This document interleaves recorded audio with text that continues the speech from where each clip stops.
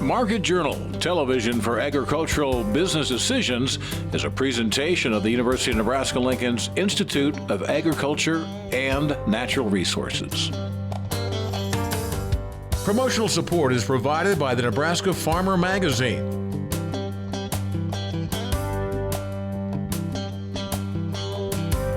Hello everyone, and thank you for joining us this week on Market Journal. I'm Bryce Duskett. Happy early Independence Day. July 4th will be the 246th anniversary of the adoption of the Declaration of Independence. Chances are you might be celebrating by lighting off some fireworks this weekend. If it wasn't for corn, fireworks would be a lot more, well, let's just say, unsafe. That's right, corn is often used in fireworks as they need binders to burn properly. Corn is used in one of the most common binders, which is called dextrin.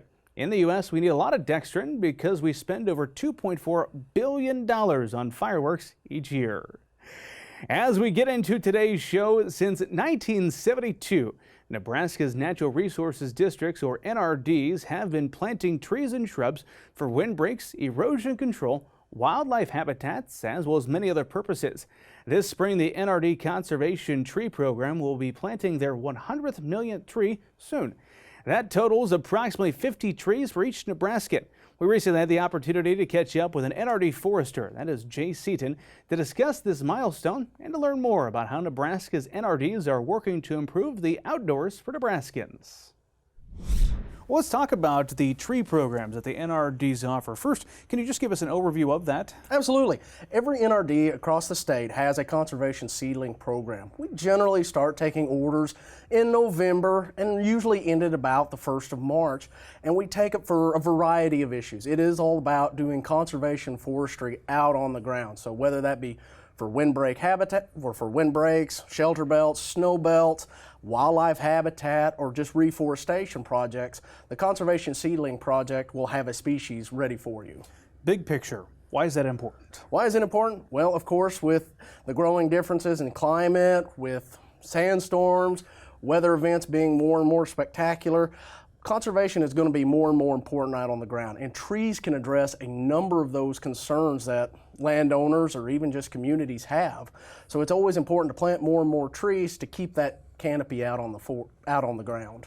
Well, today we want to talk about developing a tree plan. So talk to me, what would a tree plan look like? Tree plan will encompass just about anything you may have, whether that is timber stand improvement, wildlife habitat development, windbreaks. Any kind of forestry project you may have, a plan can address that and address it in steps to help a landowner work through the process. Unfortunately, with forestry, there is no such thing as instant gratification.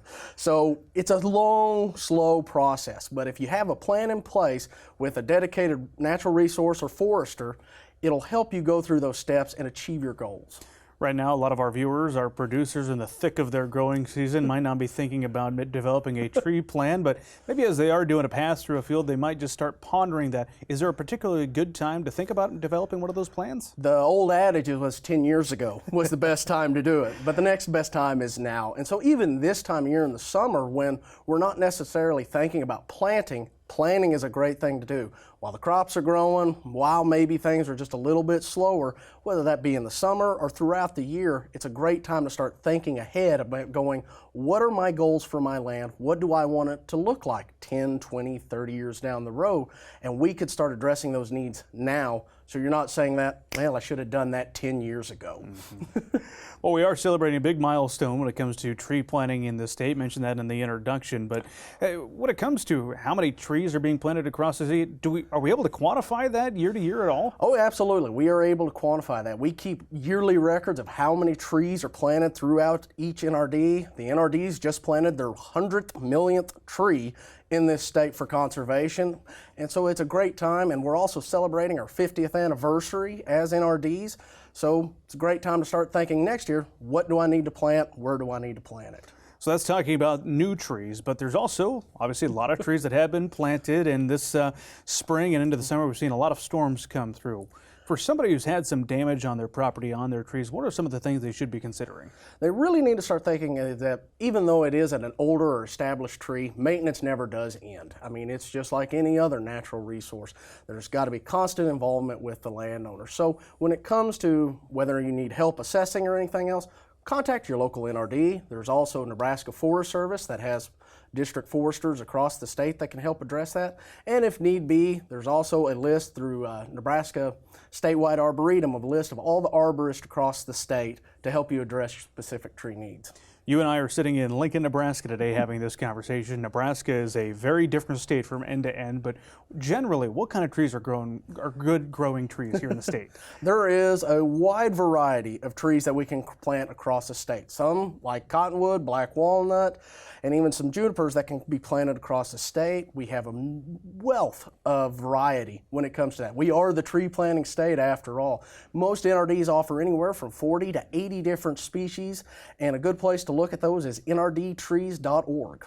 Well, what else should people be considering? Here we are in the summer. What should they be thinking about when it comes to trees and NRDs? Well, when they're starting to think about trees, now is a good time, especially if you own some forest ground or anything else, looking at the overall health of it, maybe addressing concerns you might have for the upcoming hunting season. Maybe there's some you want to thin or even be thinking about adding for the upcoming season. Or maybe it's just around the house and just landscaping, looking around and go, what tree would be perfect in that situation? Mm-hmm. Let me ask you this too, when it comes to diseases, anything in particular we should be looking at that might make those trees vulnerable? Right now there's not a whole lot we're looking at. We are seeing some dieback in some different species. That's going to be year to year, of course, depending on the climate, drought, winter stress, that type of stuff. And so if you do see anything and you are concerned, you can contact your local Nebraska Forest Service district forester, or even your local extension agent can put you in touch with those people as well to maybe help you address those pest and disease problems. There's always going to be those that we look at and go, well, we need to take it to the next expert until we can pinpoint it. Specifically, is there any one thing to watch out for? No, not necessarily. But when we're thinking about planting trees, the big thing is plant diversity. We don't need to plant, nothing but one species. No, we've got a variety of species we can mix or match to meet your conservation needs. So always be thinking diversity. Very insightful. Thank you, Jay. Appreciate you coming on the program. Appreciate it. Thank you. Each year, the NRD Conservation Tree Program provides hundreds of thousands of low-cost bulk trees for tree planting across the state. Directors collect orders for trees between the months of November and March, and then those trees are distributed just in time for spring planting. As for the 100th million tree to be planted, NRD staff and directors will be planting that tree at the Nebraska State Capitol grounds during a public ceremony later this fall. As we turn our attention over to the grain markets now, this week we are joined by Todd Hultman of DTN. Todd, you and I are having this conversation on Wednesday afternoon, which is prior to the much anticipated USDA acreage report that is coming out on Thursday. Let's get some of your expectations. What are you thinking we might see in those numbers? Well, thank you for having me, Bryce. I think obviously we're going to have a lot of excitement over just what the planting estimates are for corn and beans. Both of those numbers expected near 90 million acres, but I think possibly this year, for the first time since the pick year of 1983, we might see those soybean acres creep above the corn. Of course, we had high fertilizer expenses this year being part of it. There's also excitement about the prospects of an expanding growth industry in renewable diesel, fueling some excitement for soybeans. So we'll see on Thursday here, but I think we might come in a little above corn for the soybean acres. Okay, definitely something we'll keep an eye on and see what happens with that report. Let's just get your general take on these markets right now. It's been an interesting trade as of late, hasn't it been? Yeah, it's been very tough. We had a pretty harsh sell-off in the past week and a half for corn, soybeans, and wheat, all three. A lot of it was speculative selling. It was related to fears about recession and outside markets and talk of higher interest rates. It didn't really have a lot to do with the specifics of corn, soybeans, or wheat themselves. Those fundamentals are still kind of up in the air, and we still see a lot of bullish risk to the upside. So we had a good solid week and a half of getting hit pretty hard by outside influences. But we still have a couple corn and soybean crops to raise this summer, and we're a little concerned about the hot and dry forecasts ahead of us. Let's hit on that hot and dry forecast here in a second, but as we look at that sell-off from last week, speaking with producers, I mean, it's frustrating for them because they say nothing has changed here. We are facing kind of a hot, dry forecast here, as I talked to a lot of them in eastern Nebraska. So what do you say to the producer out there with their frustration of the outside factors impacting this trade right now? You know, it's an ongoing topic, Bryce, but there's always a speculative element in our markets. Sometimes that works in our favor. In the last week and a half, it obviously has not. Some of the market concerns maybe are slightly legitimate as far as the possibility of a slowing economy, but the grain prices themselves didn't deserve to get hit as hard as they did. It's part of the ups and downs of the big game, and I hate to say, you know, it's not going away anytime soon. But we have been trying to warn about the volatility inherent in the markets this year, especially with the war in Ukraine creating so much uncertainty and disrupting a lot of outside markets as well as our grain markets. You mentioned the words hot and dry, and that's exactly what DTN is forecasting for the rest of the growing season. It sounds like. How far out, I mean, when we say growing season, how far out is DTN predicting we might see that weather pattern holding, and what could that mean for the markets? Yeah, well, I have to say our meteorologists have been very consistent on this theme even over the winter. They were telling us that they had a hot and dry outlook for the months of July, August, and September.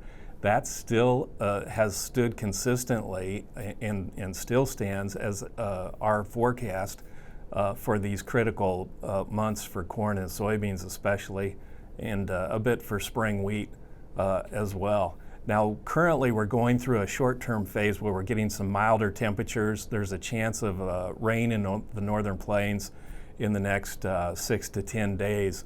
But overall, the larger forecast for the month of July, as I mentioned, is largely hot and dry. So we're already starting to see some of the soil moisture levels start to decline. Todd, I know you're keeping an eye on things all across the world, and that includes Brazil. Tell me what you're tracking down there.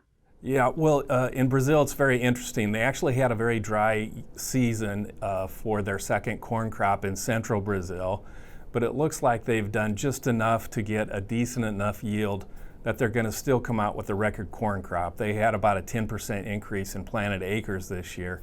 So that's really helped maintain the level of production that it looks like they're going to come up with about 4.5 billion bushels of corn. They're roughly 1/4 of the way through their harvest so far this season for that second corn crop. And so we're going to have the next few months, there will be some competition from increased supplies from Brazil, but keep in mind we don't have the normal competition we normally would from Ukraine this coming summer. So we still have a fairly good outlook for corn exports here in the U.S., but we do have to note there will be some competition from Brazil. Todd, as we wrap up here, of course, we'll have that report come out on Thursday. The trade will discuss that far and wide, but as we get out a week past that, where's this market going? All about the weather, I have to guess? Yeah, of course. This time of year, weather is going to be the predominant factor. I think if the outside market concerns and the speculative selling that we saw the past week and a half did the market a bit of a favor, I think it probably scared a lot of the weak hands out, and our prices for corn, soybeans, and wheat are all now near what should be some pretty solid support levels. So I don't think we're going to have a lot of more potential for downside here, at least in the next month ahead. And of course, we're going to be watching that weather forecast very close. Todd, it's always interesting to get your take on these markets. Thanks for coming back to Market Journal. My pleasure, Bryce. Thanks to Todd for his time this week. Shifting our focus over to the livestock markets now. Earlier this week, we had the chance to travel out to Seward, Nebraska to catch up with Mike Briggs at Briggs Feedyard. We've seen some interesting things in the cattle market recently, including a wide spread between prices in the north and the south. We began the conversation with Mike by getting his general thoughts on the cattle complex. Let's get your general take of these markets right now. What are you seeing for the cattle industry? Cattle industry, if you've got fat cattle to sell, you're pretty happy right now. You're making a little money. We have tremendous basis. We're way over the board on our cash price compared to our friends to the south, and I don't really have any sympathy for them. I feel like we're finally getting paid for the quality of cattle that we produce here. Especially if you have all black cattle, we're getting tremendous prices for those. It's really interesting to see what's going on because typically this time of year, fat cattle prices aren't so good, especially coming up after the 4th of July. So I'm really interested to see if after the 4th of July we don't tail off. We'll see. I think cattle supplies as we go forward continue to get tighter, slowly, but that's gonna put a base under our prices. I don't think we can just get blasted like we typically do most summers. We'll talk about cattle supply here in a moment when I ask you about cattle on feed, but going back to what you hinted at there, the spread between the north and the south, $10, I think we saw a difference there. Talk why that's happening. You mentioned the quality. Quality, I think quality is the biggest thing because they're chasing choice right now. Because of the $8 corn situation, days on feed are dropping. So if you drop days on feed, you're gonna drop your grade. And the packers are chasing grade. Well, northern cattle are gonna grade better than southern cattle. We aren't really putting any more days on them than that. Well, maybe a few more days because our corn is significantly cheaper than theirs because Texas is feeding $9 corn. We're feeding $8 corn or $8.50 corn. So our corn's a little less expensive, so we're gonna continue to put a few more days on, but we've got a better quality cattle, so we're finally getting paid for our quality, where down south, maybe not so much. Think that's a trend that might stick around for a while? Yes, provided that you don't see choice start to fall off. Now, at some point, I'm afraid I fear with inflation and fuel costs, people don't want to stop eating meat, but maybe they're going to have to keep ratcheting down their quality and their type because it's what they can afford because gas is so incredibly expensive. This gas price has been more detrimental to the American consumer than anything else I can come up with. Well, let's get your thoughts on the cattle on feed report. I saw that come out last week as you and I have this conversation. Any surprises? You know, I thought maybe marketings would be a little better. They were good, no problem. We all just sit here and keep waiting for this cattle on feed number to really drop below 100, and it just never does. But I look at my yard. I had a customer send me 6 loads the other day that are just little 5 and 6 weight cattle, and the only reason he did it is because, hey, it's getting dry where I am. He's from Alabama. It's getting dry, and I don't want to have to get rid of cows. I got to get these calves off my place so I got enough grass for my cows. And that continues to happen, and it will continue to happen until it rains. Something else that happened to the market recently, I want to get your thoughts on box beef prices. They've been trending lower for about the past 3 weeks or so up until as we started this week. What's that tell you about the market? You know, I think we got, they like to talk bubbles. I think we got too high. We really jammed that thing up into Memorial Day, which is your #1 beef holiday, and we got it too high, so it backed off. But you still see tremendous demand, like I said earlier, especially for the choice product. So that's really encouraging to me as a cattleman. We've improved our product. It's a great product, and people like it, so it's great. Well, let's head to the nation's capital. Last time you and I talked, we talked about Senator Fisher and Grasser. They teamed up on a bill. It cleared the Senate Ag Committee. You're hearing it's going to clear the Senate, but it's got some hurdles still before that becomes law, right? Yes, I was really disappointed. I was at a Nebraska cattlemen's meeting yesterday, which we discussed this, and I didn't realize this. So the Senate's passed. Well, the House hasn't even started on their own version of the bill. And not being a political animal, I really can't tell you what the chances are of them just saying, okay, we'll take the Senate bill, okay, we'll approve that here, we'll put it on Biden's desk. I know Biden wants to sign it, or I'm fairly certain Biden wants to sign it. I don't know what the House is going to do, and that is the House is a nasty mess right now. So I'll be interested to see what they do, but I do know our friends to the south are paying lobbyists to try to kill the bill because Kansas and Texas want nothing to do with that, because they're going to have to give up all their good buddy deals. So I'm hoping they waste a lot of money for nothing. I hope we can get that through because I think the sentiment is in the little guy's favor. Something to keep an eye on for sure. Yes, absolutely. Again, last time, going back to our conversation, put you on the spot, get your prediction. You thought we'd see $9 corn. Your thoughts on that prediction as we talk today? We got close. We billed out $8.65 corn a couple weeks ago. Here's the deal, and I learned this a long time ago from a gentleman. Basis is your best indicator of demand. If I want to buy corn for August right now, it is 75 over. Typically, I buy corn that time of year for 10 under, 15 under, 75 over, and it's not done because these ethanol plants are short. Why, I don't know. Demand for ethanol is excellent.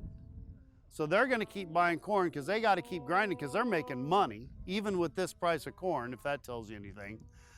So there's going to be a lot of demand pressure. All you got to see, I mean, we have such a small margin. You just have a 2 to 3 to 5% reduction in the size of the crop, and corn's going past 9. So I think there's still opportunity there for it to do that.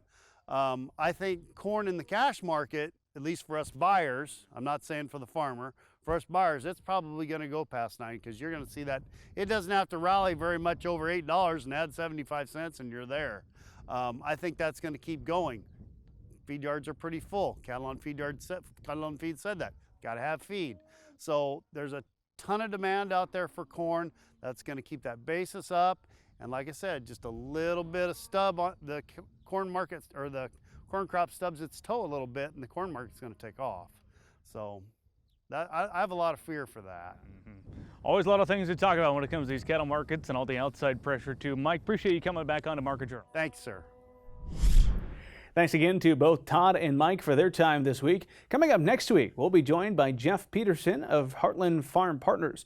If you have a question you'd like for me to ask Jeff, email us or get in touch on social media, and I'll be sure to pass those questions along. Farmers in the Norfolk and David City regions are expected to benefit from a pair of new soy processing plants that are in the plans for those areas. This bean boom in Nebraska is not isolated, but it's part of a greater movement across the Midwest, as was the Great Plains, that involves building new soy processing closer to soy-producing regions. You can learn more about the implications of this new construction in the July issue of the Nebraska Farmer. Well, it is now time for weather with Nebraska Extension Ag climatologist and Market Journal's chief meteorologist, Al Dutcher. Well, Al, it was a mild start of the week here in eastern Nebraska, but the heat kicked in. How are things looking as we turn to the week ahead? Well, Bryce, we definitely seen that cool down earlier in the week, and then, of course, the rapid warm-up before we started to see some of that monsoonal moisture making it up way up through the central Rockies, and then eventually moving in and interacting with the frontal boundary that just basically is sitting right over top of us or just to the south of us. You know, during this last week with this drier air that came in after this cold air, of course, we've seen the rapid warm-up and the high winds, and it's caused a lot of issues in terms of water use. And of course, the concern is now that we have been going through this pattern of warm temperatures with occasional precipitation and no widespread significant moisture events statewide, some of the areas in the state are now starting to see the impacts of that lack of moisture, and this is a critical time where we're going to need to see moisture in order to escape some of the heat that is coming back and forth here on a regular basis. And in fact, it's re-showing that heat will start to emerge as we get into the later part of next week and the following week. So this is a critical time for that moisture. There are a few opportunities for it. Unfortunately, no widespread moisture at this point in time. That doesn't mean it's not going to happen, but it looks like to be more of these afternoon convection to evening convection events, and depending on where you are in the state, you may or may not get lucky with this moisture. So if we look at the upper air models, the first thing we'll draw your attention to is that big trough to the western United States, moving up over top of the ridge, which has been flattened down somewhat, and that's leading to like a zonal to northwesterly flow into our region, and the systems will piece of energy will move around that periphery of that ridge and develop moisture. So we do have low pressure sitting up in southwestern South Dakota, some residual moisture shifting to the east, and some renewed moisture that's likely to develop in the western part of the state with another trough coming through as we go into tomorrow. That will start to push toward the east. So we show at the surface low pressure over the northwestern portions of Kansas. That will help to draw some moisture up and then bring that monsoonal moisture around. So it looks like most of the better precipitation will be across the northern half of the state and then sliding toward the southeast during the overnight hours. On Monday, the ridge starts to build up just a little bit. We still have another piece of energy sitting over northwestern portions of Kansas that will continue to keep that moisture feed into our region. And we see some decent convection that'll break out across the northern half of the state, possibly sliding into southeast. On Tuesday, another wave moves its way through. So right now, that low pressure in southwest Kansas, we may actually see that precipitation band shifting a little bit farther toward the south. And if that's the case, we'll see these thunderstorms once again fire in the west, rapidly move over toward the east. And then as we get into Wednesday, we start to see that ridge starting to build back up, so the heat returns. Low pressure starts to develop over portions of the Texas Panhandle, and that will again generate some scattered thunderstorm activity. Some of that's depicted across southeast Nebraska and across northern Nebraska. And as we go into the day on Thursday, now the ridge starts to build to our west in the Intermountain region, starts to bring a northwest flow to the northern plains, so we may see a little bit cooler conditions across eastern Nebraska, but much more warmth in western Nebraska, pushing well into the 90s. We'll be watching for this northwest flow to see if these systems are moving out of north central Nebraska into southeast Nebraska. And then on Friday, this ridge builds way up into the northern Rockies, starts to push that cooler air to the Great Lakes. And we're probably going to see temperatures rebounding back up into the 90s to the mid 90s across the east, and potentially even pushing the 100-degree mark, with a chance once again for some thunderstorm activity developing in northwest Nebraska and moving toward the southeast. As we look to the 8 to 14-day forecast, with that ridge coming into play in the western United States, of course, above normal moisture or more temperatures is expected from Thursday to the following Tuesday. And in terms of precipitation, we start to shift that precipitation to the east, and a drier trend starts to establish itself over the western United States. Thanks, Al. Finally today, there's always something new and exciting happening in the agriculture industry. Whether it's new technology or new information, ag professionals always need to continue their education. With that in mind, we've reached the peak of summer months, where you should be on the lookout for extension events that may be happening near you. On July 19th, the Eastern Nebraska Research and Extension Center in Ithaca, Nebraska, will be hosting the 4R's Nutrient Stewardship Field Day that will teach producers about nutrient management and water stewardship. The 4R's are the right source, right rate, right time, and right placement. This approach focuses on nutrient management practices and sustainable crop production, with increasing crop yield and farmers' profit while also protecting the environment. This event is also free to attend, but registration is required. Your last chance to register is coming up July 15th. If you'd like more information on these events or any upcoming in the near future, you can keep up by checking the IANR events calendar of the events by visiting the URL at the bottom of your screen now. We also added links to those events and the IANR events calendar on the Market Journal website. Well, that is going to do it for this week's show. We appreciate you tuning in as we kick off this 4th of July weekend. If you've missed a story, be sure you're following Market Journal on YouTube and on social media. Until next time, I'm Bryce Duskin, wishing you a safe and productive week. Join Market Journal online at marketjournal.unl.edu. You can also follow us on Twitter, Instagram, and Facebook. Promotional support is provided by the Nebraska Farmer Magazine. Market Journal is produced by the University of Nebraska-Lincoln's Institute of Agriculture and Natural Resources.